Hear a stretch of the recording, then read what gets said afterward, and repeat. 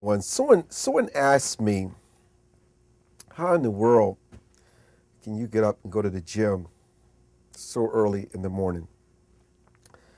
And while I thought I would answer the question about the gym, I had a flashback.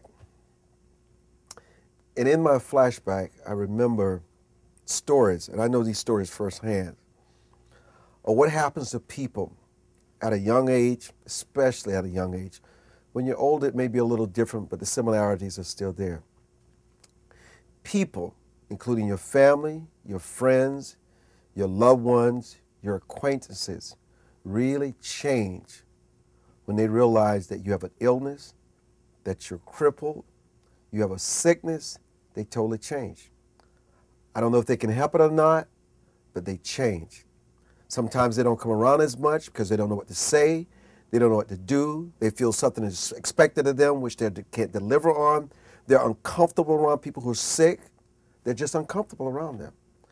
And I've seen it firsthand. I know of a young man who died not long ago at age 44, who became a burden to his family, but his friend was really a friend. This brother really took care of him, helped with the cost of the funeral, but he hung in there. But very few people did. I visited him in the hospital a few times, but this brother really stood by his friend's side. So let me tell you what I'm saying here.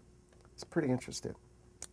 The last thing I want to do is get sick and need somebody to take care of me, to really find out just how little patience that people have. They'll be there for you in the first few weeks when the news first break. But let me tell you this, they will slowly abandon you and walk away because they just cannot handle the situation.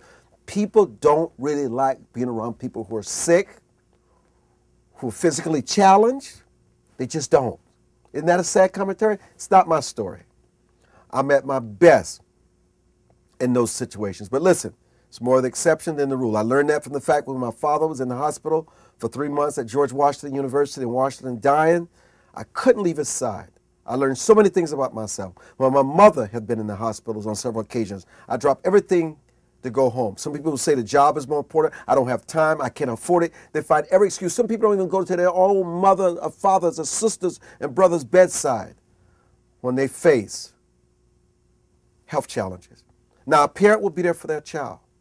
That is a different scenario. They will be there for that child. But if you really want to find out just what a burden you are to people and how people really feel about you, get sick and can't do for yourself. So what am I saying?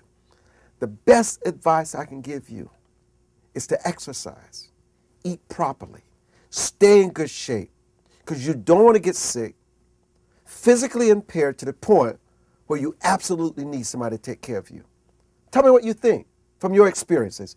Do you know someone who's been in a circumstance like this and you really were shocked at how people reacted, were disappointed, devastated, and just shocked at how fickle human beings can be when someone they supposedly care about is sick and can't do for themselves?